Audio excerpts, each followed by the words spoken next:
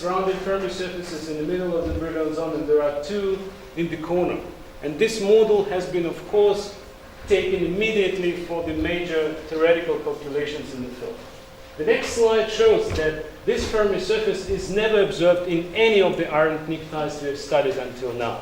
These experimental Fermi surfaces of different families of the iron pnictides with different doping levels. So we see that there is no case where this electronic structure is observed experimentally. Meaning that something is going on here, something interesting, because usual LDF and structure calculations do not capture the physics of this material.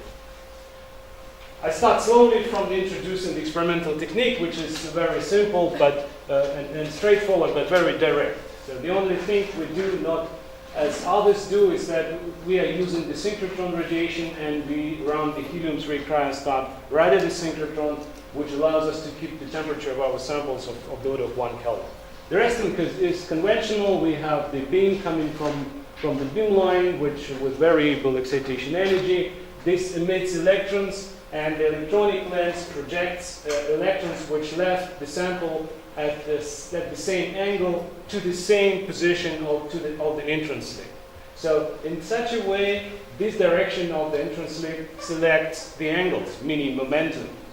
Then there is a conventional energy analysis in terms of hemispherical analysis, and the other direction is reserved for energy.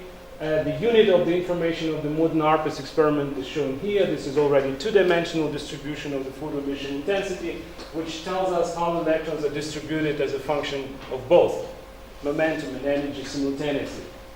This is the Fermi level, so we unfortunately measure only the occupied part of the spectrum, but there are means how to see what's happening above the Fermi level. In particular, one could heat up the sample to populate thermally the electrons above the Fermi level, and one could get the information from the immediate vicinity of the Fermi level above it.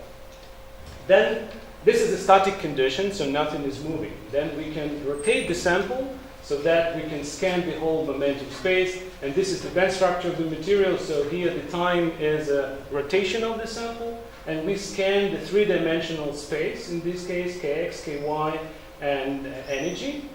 Time is ky.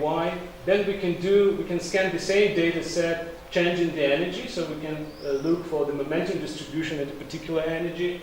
Finally, when we change the excitation energy, we can scan also kz. The resolution along the kz is not as good as along kx, ky, but still it is possible. So we have a method which really probes the four-dimensional electronic structure in terms of energy and three components of momentum. One precaution is that this is the expression for the photocurrent, which is generally accepted. And one can see that photoemission signal a priori is not a spectral function, meaning that there are matrix elements, that there is a Fermi function, which I mentioned already, and there is a convolution with the momentum and energy resolutions, which could alter the picture significantly. So we have to do a lot of homework to deliver you, theorists, with the real spectral function. So in order to do that, we do the following. To control the emission from many initial states, we always record the large portion of the K-space. So we never symmetrize maps, anything. These are all data points, real data points, covering many brilliant zones. So in this way, we sort of take care of the initial state. We then take the data at different excitation energies, which I already mentioned, and the picture could be completely different if you do it with different excitation energy, which means that the final state is different, and that we can scan KZ as well. So we can control also what's going on with the final state change in photon energy. This term is controlled by controlling the polarization of the incident light. So we can do the Fermi surface mapping using the light which is horizontally polarized. We can switch polarization and can see completely different intensity distribution, or not completely different, but it is different. So in order to make conclusion from the photon emission intensity, one has to first realize what comes from these factors and what comes from the spectral function. The momentum and energy resolution are taken care by the very modern apparatus, which actually keeps the energy and momentum resolution nowadays in many cases below the natural widths of the lines. So this has to be also considered, and the synchrotron radiation is a very good way to avoid the problems with the resolution. And as I mentioned, we uniquely use the helium-3 cryostat, allowing basically to switch off the temperature. So we know when the Fermi function changes our spectra or not, we can go to base temperature and measure it at 1 Kelvin, which is nearly no broadening at the energy scales we deal with. Only then I can call this information spectral function, and I can call this the electronic structure of the material. Another advantage is that most of the experiments I will show you today are taken in essentially the same experimental conditions from a single end station at the synchrotron. We call it 1Q darkness because it combines 3 best parameters resolutions which are nowadays possible using the synchrotron radiation. And the last advantage is that we studied pnictides systematically. These are representatives of 6 families of the materials. In most cases, we studied also the dope independence. So we have a pretty big overview of what's going on with these compounds. I start with the energy scale of 1 electron volt. Probably not very interesting, but still it is interesting to see what's going on on this energy scale. And I start from far away. This material has nothing to do with iron pnictide superconductors, but this material has the same structure as iron pnictide superconductor. And the first step we always do, we compare with the band structure calculation. So here everything is fine. This is experiment, this is theory, these are Fermi surfaces, these are energy bands, there is a nearly one-to-one correspondence. You don't need to change, this is the same energy scale, which is important. You don't need to renormalize energy scale in order to have a good match. And that's why I call here renormalization 1. So that far away, nothing happens, nothing interesting happens. This can be dealt with within the LDA. Now we come closer, we now replace iron atoms by nickel. And in this case, one starts to see something which one would expect for the iron pnictides. There are Fermi surfaces in the middle, there are Fermi surfaces in the corner. But if we now compare with the band structure calculations, we also see that there is no significant renormalization. There are some small deviations, but there is nothing special happening also with this material, meaning that exactly the combination of iron and arsenic, this combination is crucial. So renormalization here is as well 1. The next step is another step closer to the iron pnictide. In this case, half of the iron atoms are replaced by the cobalt atoms. It's not a superconductor, but this electronic structure is very close to the electronic structure of the superconductor. So remember, each second iron atom is replaced by the cobalt atom, which is a neighbor. And one sees the Fermi surface consistent indeed from the large electron pockets in the corners, but something undefined here, but there is obviously the Fermi surface here. If we cut along this direction, we will get the electron pocket, and it's a double electron pocket as is expected. If we now consider the structure near the gamma point, we see that we cut it now at the level where we have electron pocket in the middle. So usually band structure calculations for the pnictides give the Fermi level somewhere here where we have hole-like Fermi surfaces in the center of the Brillouin zone and electron-like Fermi surfaces in the corner. But this material, because each second iron atom is replaced by the cobalt, is extremely electron overdoped. Why is it interesting? Because it gives us the understanding of what's going on above the chemical potential. This is another trick to see what's going on above the Fermi level. You dope your material with electrons and you see how the electronic structure behaves. You see that the agreement with LDA is in principle not bad because all features are there, but if you compare the position of this feature with this feature in experiment, they are closer to each other. And this is a unique property of all iron pnictides. If you want to get the electronic structure approximately, take LDA and make this kind of shift. Lift up this or pull down this. And I will try to understand why this happens in the pnictide. This destroys, of course, everything what's going on the Fermi level because LDA, that's why LDA does not capture. So in this case, we are very close to the interesting iron pnictides. In this case, renormalization is a factor of 2, meaning that you have to squeeze the energy scale of the calculations in order to have a good match, approximately good match with experimental data. meaning also the Fermi velocities, everything should be multiplied by the factor of 2. They're getting slower, of course, divided. Finally, this is the superconductor, and this is the overlay of the experimental data with LDA band structure calculations, but the binding energy scale are different. So there is a factor of 3.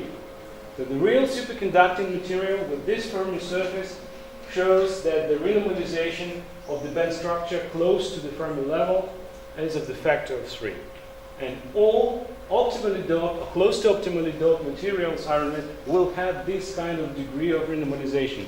2, 4, 3, sometimes more. And this renormalization is, in addition, orbital dependent. Some orbitals are squeezed by a factor of 9, some by a factor of 2, and we have to take all this into account. Good. That was renormalization on the big scale. How does the spectral function look like? And this is the example. It turns out we asked ourselves a natural question. What happens at the larger energy scale? Sure, this is closer to the Fermi level. It is renormalized by a factor of 3. What happens at 3 eV, 4 eV, 5 eV? Maybe the whole electronic structure is split. The answer is no. And all this stops somewhere close to the 1 eV. You see from the spectral wave, this is again cut from the center of the Brillouin zone. These are electron pockets. Now the energy scale is 6 electron volts, which is the whole valence band. And we realized that the remnants of the bands, which I hope you also see from the slide, are exactly as LDA predicts. So at high binding energies, there is a good match with the band structure calculations. What's going on here is the squeezing of the electronic structure close to the chemical potential. This renormalization occurs. Then if you see, it is followed by the wiping out of the spectral weight in a pretty large energy region of the order of 0.5 electron volts. There is a strong depletion of the spectral weight here, and then the old bands, although broadened of course, restore. So this is the plot of what's going on the big energy scale. This feature is interesting because this is now a different excitation energy, different high symmetry direction, and this is the band dispersion, which is also, I should have said, yeah, these are calculations and these are measurements. So we take this block, squeeze it by a factor of 3, and then we get an experiment. But the remnants of this band, which is not in this critical region, still stay the same. The same happens along the different high symmetry direction. Again, the calculations tell us that this block is sort of 2.5 eV broad. In the experiment, it is 3 times less. And again, there are tails of the bands which form the high energy electronic structure. And again, there is a depletion of the spectral weight here of the energy of 1 eV. We found the toy model which describes it. It's not underlying theory, it's just for us convenient to describe what we observe, and we always do it in terms of self-energy. What is the reason for this self-energy? This is your task. I'm talking to theorists. From our neat experimental point of view, we just take the Ellsberg like the self-energies, and we could consider something, we don't know what exactly, with a peak at 0.5 eV, approximately 0.5 eV broad, we call it alpha squared f. If we take band structure and if we convolute with this, we will get what we see experimentally. So this is the result of this modeling, very simple modeling. So we took alpha squared f, broad to 0.5, and you see the reproduction is pretty good already. But of course, this is not deep underlying physics. This is just phenomenological description of what we observe. This is another case, a different direction in the Brillouin zone, different excitation energy, so the model also reproduces these kind of features. Why this is important for the arithmetic types? Because this is observed for nearly all materials we studied. This situation, high energy bands remain the same, low energy regions or parts of the bands become renormalized by a factor of 3, 4, 2, whatever. This is another example, also different materials, different excitation energy, and you see the picture is still the same. And to contrast this with the conventional materials, I show you this slide. These are conventional metals, if you wish, where one could track the band down to 4 eV, and there is nearly no broadening. Zirconium through telluride, you go down to 4 eV, you see the width of the band is nearly the same as close to the chemical potential. And this is the characteristic of the conventional materials. There is scattering, so you can plot the scattering, the width of the feature, as a function of binding energy. And this is summarized here. If you take conventional materials, you will land on this portion. This is scattering rate, meaning the width of a characteristic. Doesn't matter whether you take momentum width or energy width. Doesn't matter. It will be determined by momentum width will be determined by the imaginary part of the solvent. And these are conventional materials, and these are interesting materials. Cuprates, rutheniates, iron-based superconductors. I can't make a step back. These are interesting materials because you see the features are very broad. The scattering rate is huge, at an energy starting from 0.5 eV. These are conventional materials where they stay narrowed down to 5 eV. And this plot summarizes it. So most likely this kind of, and this is of course the degree of correlation of a system. That's why I now completely agree with theorists if they say that iron pnictides are extremely correlated materials, although all itinerant, all 5 energy bands from iron are at the Fermi level. There is a well-defined quasi-particle. But the situation of the high energy clearly tells us that we should consider it as a strongly correlated system. And this is again summarizing our naive phenomenological description. This is a band structure plus alpha squared f will give you this model which would describe it. But of course this is taken into account by the DMFT calculations where it has more deep physical meaning. So this kind of approach captures this effect. This was the energy scale of 1 eV. So, yes, but yes? we also see kink at the typical energy scale of the boson. Yes, you can call it, and you can call it. Do you see it in the experiment? Yeah, sure. We can identify the scale. We see it. You can call it kink if you wish, but we should realize that this is more general phenomenon. And of course, if you consider the junction of this squeezed electronic structure with, of course, you're going to see the kink. So yes. You said if the boson is so large at the end of the day, the kink is the end of the band, the bottom of the band. We do not call it boson because it's not fitting to phonons, it's not fitting to fluctuations. No, it's a boson. Boson is very generic. Well, yes. We like this kind of description because we used to describe cuprates from this point of view. And if you have a good candidate for this something with this spectrum, let's call it boson. But this is exactly the treatment of this interaction as electron-boson interaction. That's how we get it. Energy scale of 100 millieV. I'm coming back to this brilliant zone. And a very important aspect of the materials is that they're three-dimensional. This is how the diagonal looks like at kz equal to 0. And this is indeed the case for all kz's for 1111, which is nearly strictly two-dimensional. For 1 to 2, this is never the case. As soon as kz changes, you see strong variations of the electronic structure. And if my method would be surface sensitive as many believe, we would have seen only this, meaning this is a mixture for all kz's. We would have to integrate over kz if the ARPUS is a surface sensitive technique. It is a surface sensitive in a certain sense, but as soon as our kz resolution is much better than this, then we should probe more this what is fundamentals telling you this. So this is a reality. If we average over kz, so the electronic structure is pretty simple already. But taking into account and this is actually a universal thing for all families of the iron-based superconductors. This is 1,1, iron selenium, lithium iron arsenide, 11,11, 1,2,2, halcogenides. This is always diagonal cut. There are 2 structures near the gamma and near the corner of the beryllium zone. But remember, the calculations predict the wrong picture. So in reality, this picture has to be shifted, as I mentioned already. So this portion goes up, this goes down. Experimentally, this effect is observed, and squeezed by a factor of 3. In addition to this, the nature makes it even more complicated. It places the Fermi level right through all this business, which is really complicated. So we never see the circular Fermi surfaces simultaneously. We see very complicated structures which are dictated by this situation. So we have orbital-dependent renormalization, that's why. And all this, what we call these singularities, so these are singular Fermi surfaces, they're all pushed to the Fermi level. I will show you in a couple of examples how this Fermi surface is formed. These are bands close to the gamma point, and these are bands close to the end point. I hope you understand what I mean. The thickness is a KZ dispersion. XY is in plane band, it is just an error line.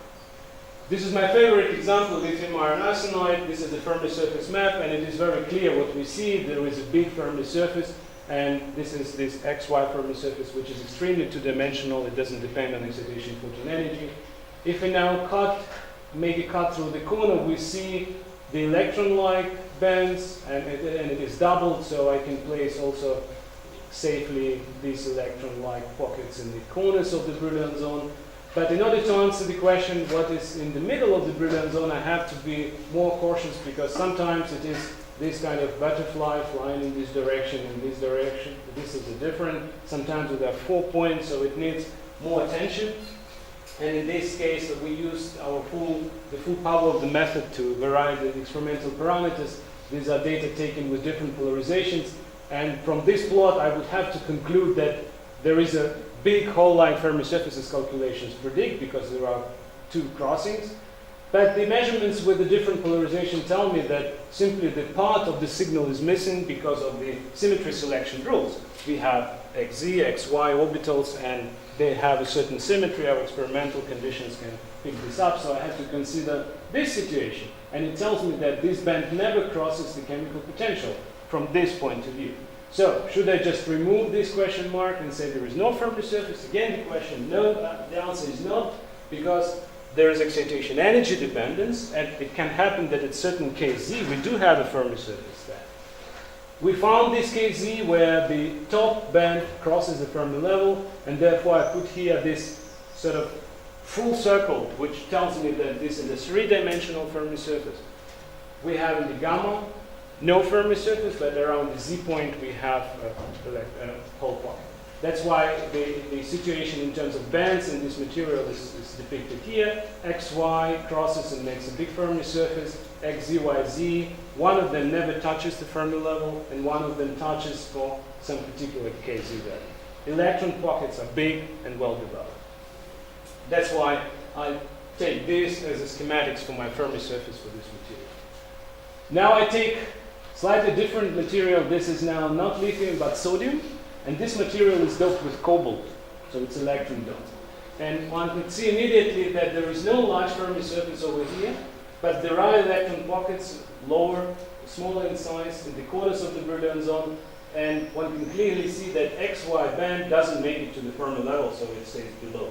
Again, careful polarization dependence analysis shows that there is also a certain degree of hybridization between those, but the picture is like this. We have no XY Fermi surface, which probably tells us that maybe this is not important for the superconductivity, since this material is also a superconductor, but there is no XY Fermi surface. And if I now compare these two, at the first glance they're completely different, although lithium is replaced by sodium and slightly electron doped. They are very similar in reality. But the Fermi surfaces are very different. We do have electron-like Fermi surfaces of different size. And if I compare these cuts through the gamma point, I pay your attention that here the situation is similar. So close to the gamma point, if we consider only XZ-YZ band, the electronic structure is the same. And what I mean here is interesting is that the critical temperatures of these materials are the same. So most likely, exactly these features do play a role for the superconductivity. This is another material, strongly electron doped from crystal from John Pierre. He's in the audience.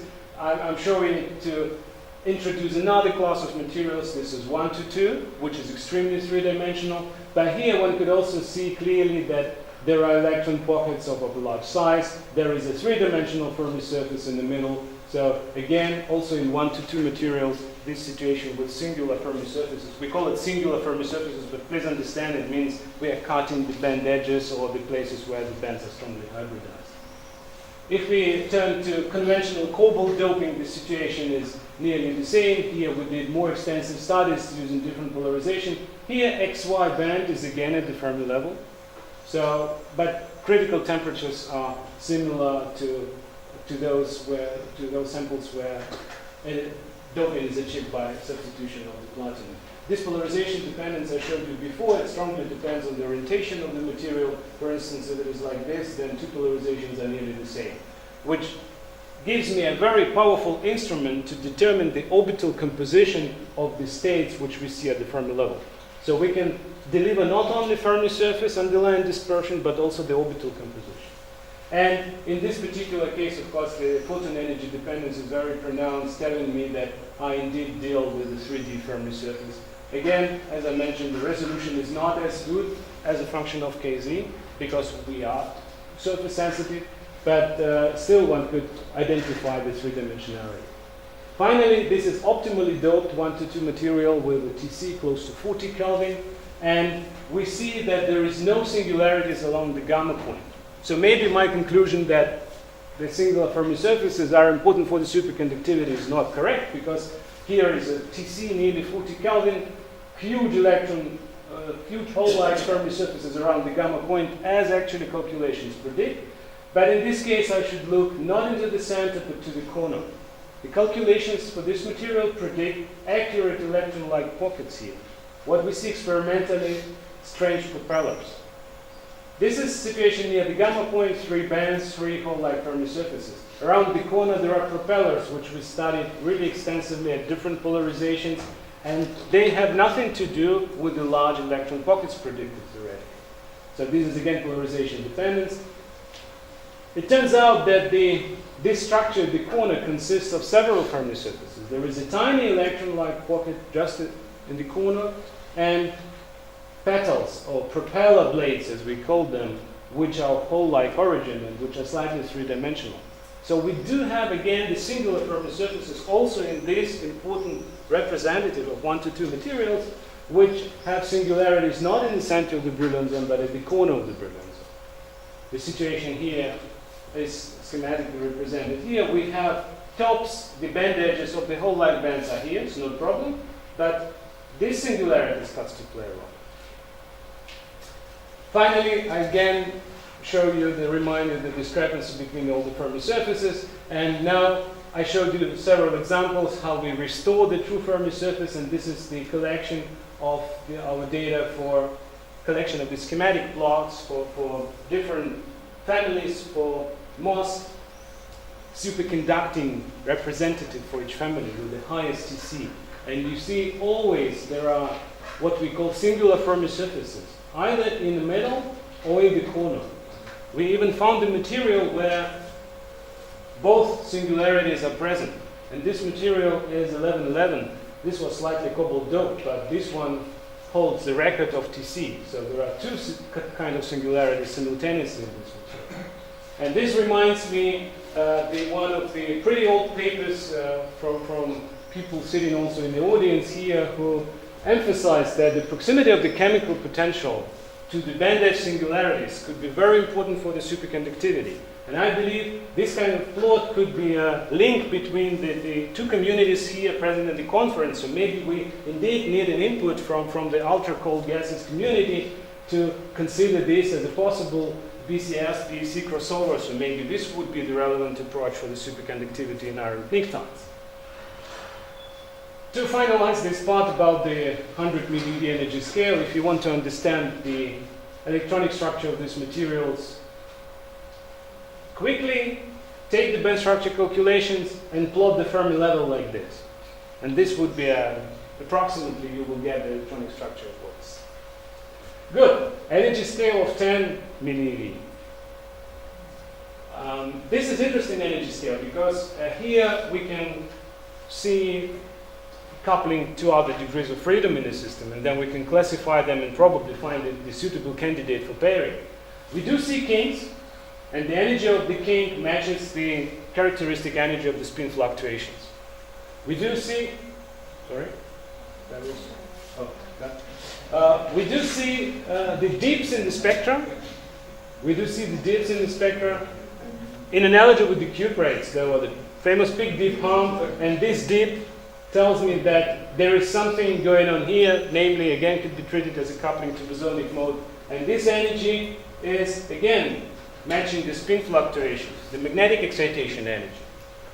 But if I consider the kinks in lithium iron arsenide, where the picture is very clear, so we can, I hope you see the energy scale in the spectrum. First the dispersion goes like this and then like this. This is what we call kink, and we can pretty precisely determine the energy of this feature. If I plot all these features here, all these energies, and if I compare with the Raman scattering and with the theoretical prediction for these phonons, I see pretty good correspondence. So, although sometimes it looks like there is a strong coupling to the spin fluctuations, in this material the spin fluctuations are very weak, they're incommensurate, and I'm pretty sure they're not able to produce this case.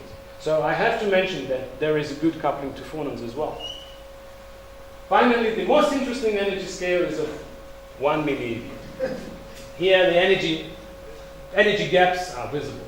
And this is another very important question in the photo emission of how to determine the energy gap, because we see on the occupied part of the spectrum, we do not see an occupied part. And this is what BCS tells me, and of course, and we measure on the occupied part. So if I would have seen the coherence peak at the K Fermi, I would pick up the binding energy of this peak, and I would call it delta. It's very simple, very straightforward. Unfortunately, this is true only for a couple of materials from the iron pnictide series, and this is iron arsenide, such a spectrum. It's very difficult to miss the gap value here. I just pick up the peak position and I plot it here. I see the bending back of this dispersion. These are two gaps taken at different K space points, and I clearly see even the gap anisotropy. And if you see the energy scale, this is 2.3 and this is 3.2, so I can see the oscillations of the gap as a function of momentum on the Fermi surfaces. And I think this is very important information to understand the pairing theoretically. In most cases, unfortunately, these peaks are not that sharp, and one has to take into account the influence of the Fermi function, the influence of the resolution, in order to find out the delta, and especially the oscillations of the gap are small. But I tried to show a couple of examples. This is the best example life has. There are two directions in the Brillouin zone which I picked up. Of course, this is the best example I'm showing, but if you go along the Fermi surface here, and this is the angle, you will see the oscillations. These are detected from the peak position, these are detected from the position in the first derivative, we call it leading edge gap, and in any case we can determine these oscillations, and in such a way we can deliver the gap function to theorists. And this is the result for lithium iron arsenide. There is a large gap on a tiny Fermi surface in the middle of the Brillouin zone of the order of 6 millieV.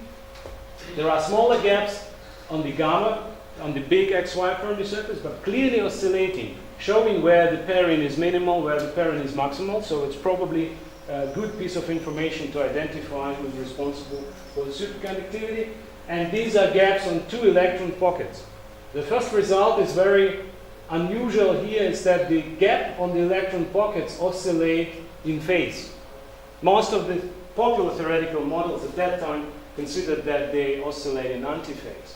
And here is a comparison with popular theoretical models. Simplest approaches, of course, we are not phase sensitive, so it can well be that what we see is here. Could be, well, that the gap at the corner is -1. But if we now compare both this possibility and this possibility with the simple S plus minus scenario, with this order parameter, with this order parameter, we see clearly discrepancy. They cannot be explained by these approaches, because this one would imply the nodes at the electronic Fermi surface, which is not the case, and this kind of order parameter would imply that it captures, and also the peak on the whole light Fermi surface corresponds to the minimum here, which is bad match. Here this is repaired, we have a minimum, this is correct, orientation of the gap minimum on the big Fermi surface.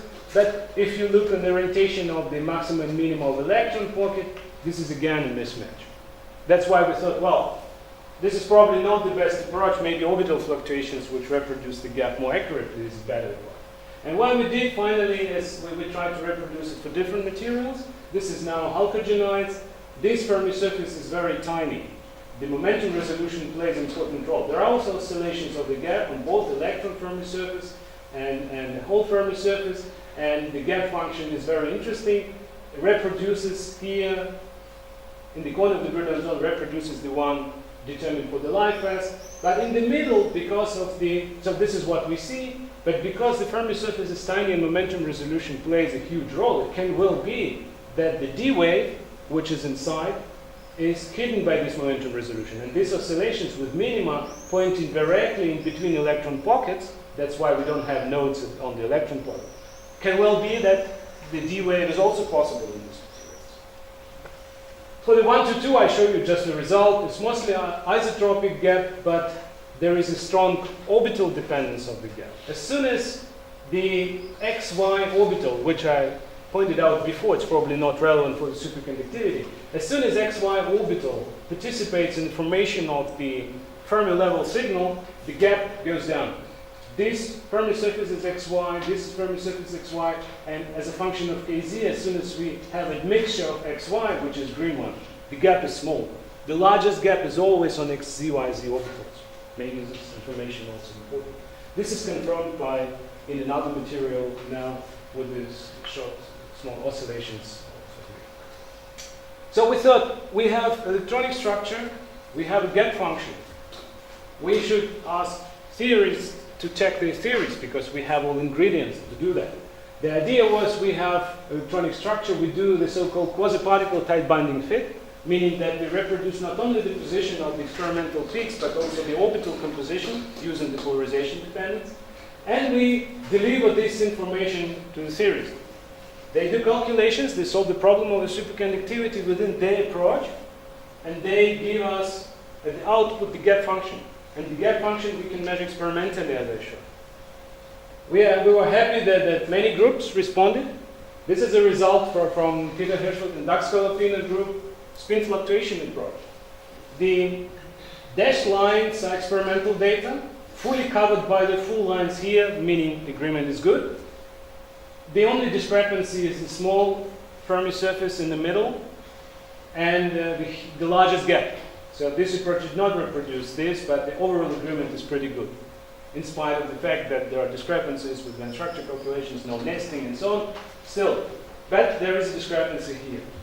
This is the orbital fluctuations approach.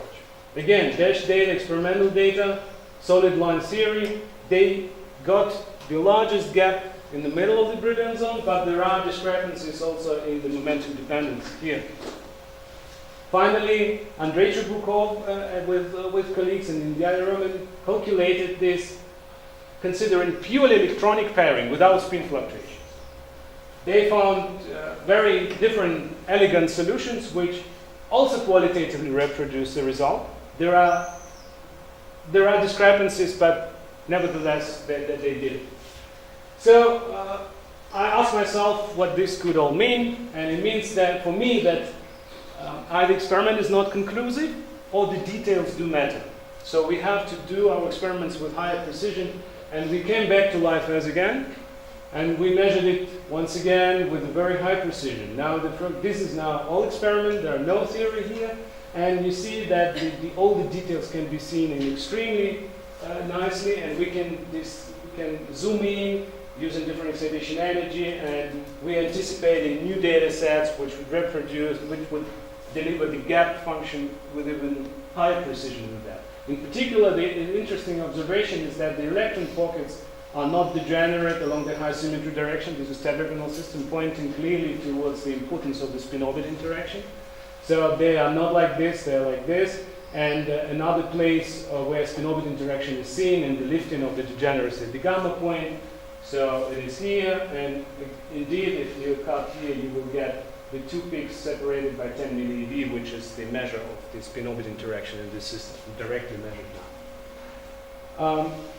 The temperature dependence in terms of the gaps, of course, we would like to have more precision. And I mentioned in the beginning that you can see the unoccupied part sometimes. So maybe you see here there are features above the Fermi level. And this is because the quasi-particle peak is so strong, because the resolution is so high that even at these temperatures, one could see the counterpart of the opening of the gap, which brings additional precision to our experiments.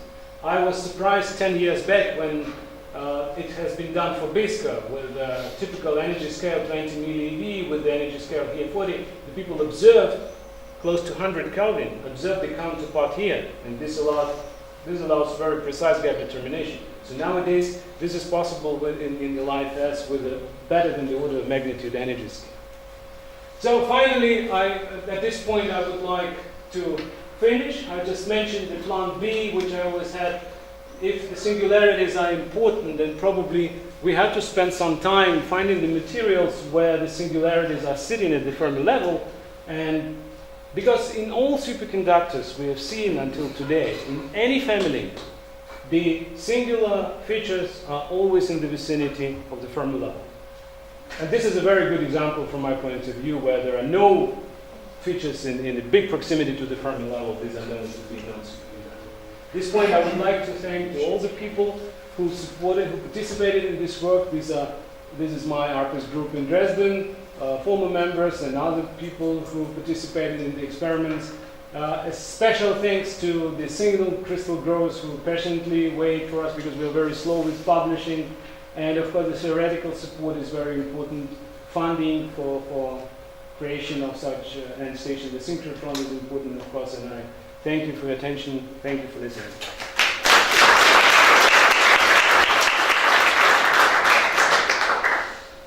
Thank you very much for this talk, and now it is the time for questions.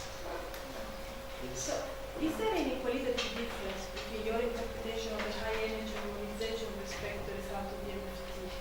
So I understand you can get it in both approaches.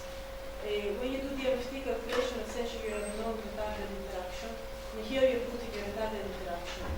So are you getting some additional features? Because I mean, if you do this DMFT calculation, you don't have to guess what is the collective mode who is normalizing the interaction. These are microscopic models with Bardu and Hans Kaplan, maybe Massimo. So, do you have also an idea what should be this the origin of this alpha square? Can you can you also explain this way, for example, the shift of the bands? Yeah, the shift of, so I answer first the last question, because of the shift of the bands. As I mentioned, there is a orbital-dependent band renormalization. So if xz, squeezed by a factor of 3 and xy by a factor of 2, you get a mess at the Fermi level in terms of comparison with ODA, because that's why there is a shift. This, I believe, this is.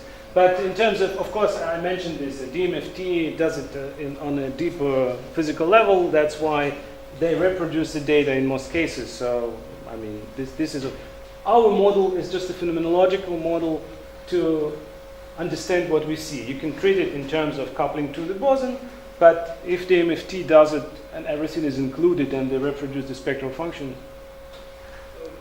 if there are candidates which would... Do we learn something new out of this analysis? Because this is what I mean. Because the DMFT is based on microscopic models, so we learn about the strength of microscopic interactions. Well, in principle, you can reverse engineer the MFT, so you can compute, for example, the vertex function and extract what. And then you extract what is. For example, for the single band model for the qubits that's been done, and actually what you get is something that, I mean, it makes a lot of sense, because in the overdoped you have something that really looks like exchange of pairing fluctuations. When you go undoped, it gets more like something else, some more intrinsically mocked, whatever that means. Okay, you can enter the details. In this case, it hasn't been done so far so cleanly, essentially because of the multi-band nature, but it's something that's on the table. So there's no obvious answer so far, but there can be one. Yeah, so our result is just to mention that there is a slightly alternative description. You can alternatively describe this in this way, but it's not the question. Do you see any sign of the pseudo gap? The pseudo gap in this? Well, pseudo gap is something which is, I mean, in these materials, in many of them, there is a spin density wave, and the density wave gap is the same as the pseudo gap in the cuprates. The pseudo gap in the cuprates is spectroscopically equivalent to the charge density wave which we saw in halcogenoids. So a pseudo gap is a depletion of a spectral wave at the Fermi level. You can call whatever you wish pseudo gap to. So there is no, apart from magnetic gap, apart from superconducting gap, we do not see any special and unusual thing. But I could extend this to the cuprates as well. So